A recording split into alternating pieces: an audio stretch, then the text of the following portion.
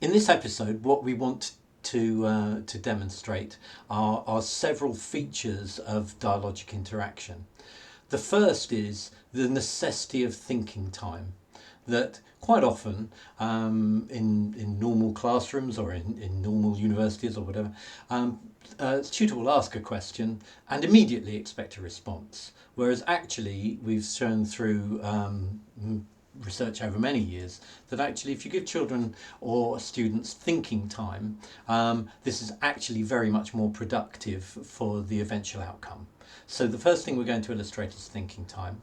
The second thing we're going to illustrate is the building of on ideas, which is fundamental to dialogue. That actually what we want people to do a lot of the time in dialogic groups is not to keep putting in random ideas of different kinds, but to build on the ideas of others that they hear. And so what we're going to use is a comparison activity using a shared screen in order that we can see building ideas and thinking time in action. And Kate is going to lead this. So I'm going to start by sharing my screen with you. And can you all see that all right? Sorry. So we've got two objects on the screen there. And I'd like you just to spend a couple of minutes looking at those two objects and thinking about what the similarities are between them. So you can write notes in however you feel you want to. You could do some drawings, you could write a list, you could do a brainstorm, it's up to you. But I'm just going to give you a few minutes to jot down a few ideas about the similarities between the suit of armour and the ammonite.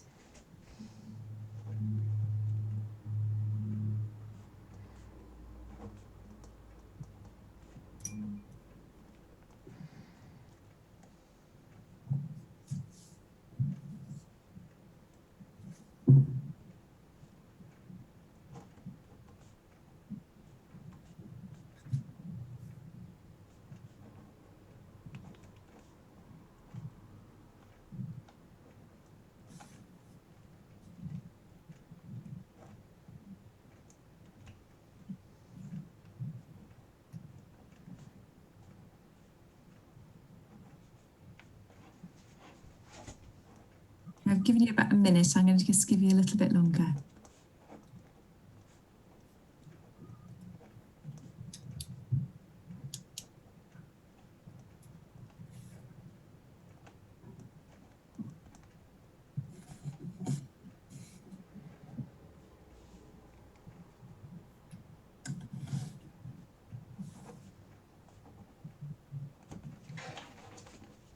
Okay, are we ready?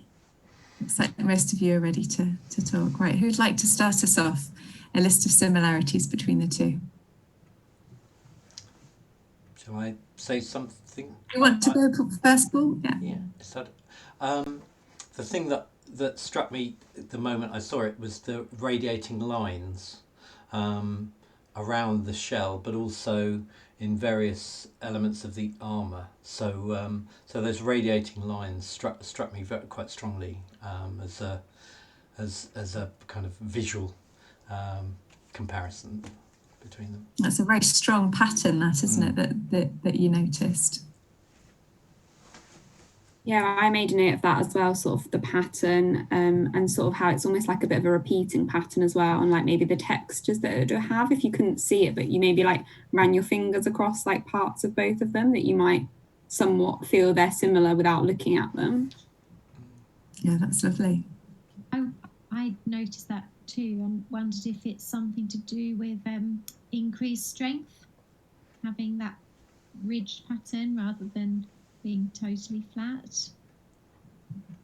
And it made me think, the pattern made me think about both of them being rigid coverings for something else. Thinking about what that would feel like to run your fingers over the pattern and how hard that would be. Yeah, and then that could sort of link in with potentially like the function of them, like if it's offering some sort of protection. Yeah. Did anyone have any other similarities around the function of the objects?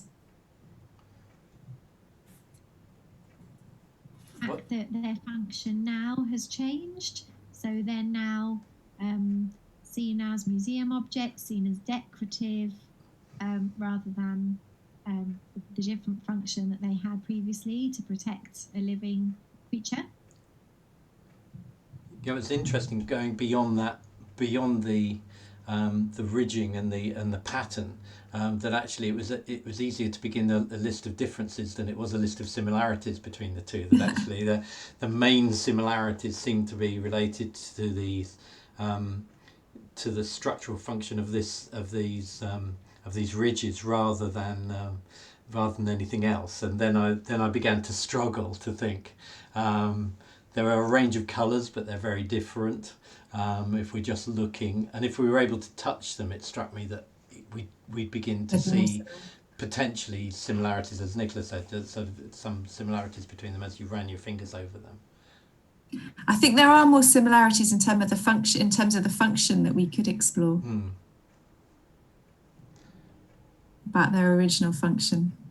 Well, they've both got something soft inside them originally. Yes.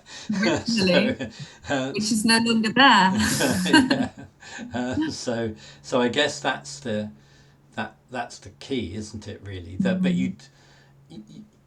that's a similarity we know about because we know what these objects are, isn't it? And that made me think, if you were looking at these, if I was looking at these as new things, I wouldn't necessarily know that. So it's interesting that so much of what we acknowledge as being similarities between these things is because we have specialist additional knowledge, really. But then that's an advantage of working with other people, because I might not have that knowledge, but you might. So if you share the knowledge of, for example, how the fossil, does anyone know how the ammonite fossil was made? Can anyone describe how that was made? There might be a bit of knowledge that you could share that would help us to see it differently as well. I know they're formed by following the death of a ammonite creature, the pressure, the immense pressure that comes from all the materials ending up on top of that object kind of transforms what was a living creature into a mineral product. And I think we've got heat and pressure involved in the creation of metal ores as well. So that's another similarity to how we get these materials. Again, you can't tell that by looking, but it's something that we bring our experience of other materials to when we look at these. It's quite useful to know that an ammonite actually lived inside the shell as well, isn't it? Really, because sometimes whether it's kind of like a cuttlefish with the solid element inside, or whether the fleshy bit is outside, really makes a difference to how you see it, doesn't it? That the kind of like they're very protected and within the shell is a really important piece of knowledge, isn't it? Yeah. I think that also could link into another similarity. So we've talked about how both of these things are protective, but there's always a trade-off between having the best possible protection and the best level of mobility. So both of these things need the ammonite shell can't be so heavy or strong that it impedes movement, the same as the armour for a knight. So I think that's again a similarity we could think of based on that. That's really nice. I really like that. Based on their function and their operation as functional objects and their original use.